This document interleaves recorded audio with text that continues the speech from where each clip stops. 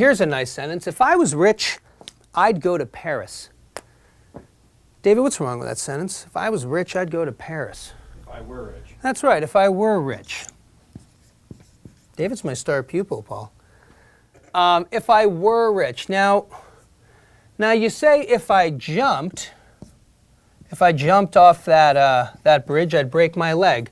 We use this using the tense that's called the simple past. I jumped, I ate. And I was is the simple past, but why do we use were? The answer is relatively simple. This is called a subjunctive. The subjunctive mood. It's not actually a tense or a case.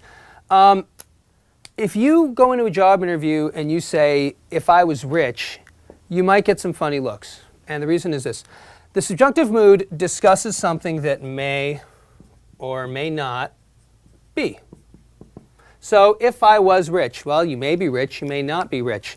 You're not actually talking about something in the past. That's the first thing that's strange about the subjunctive. You're talking about something in the future or the present. If I was rich.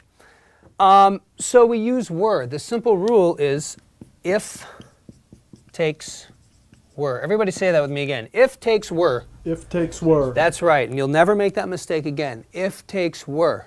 Okay? If I were rich. This is the subjunctive mood.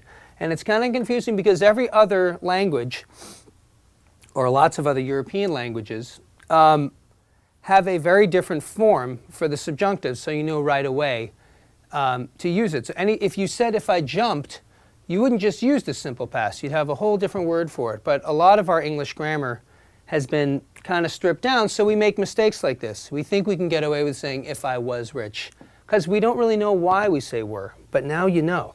So we won't be making that mistake again. Whew. And that's a load off my mind.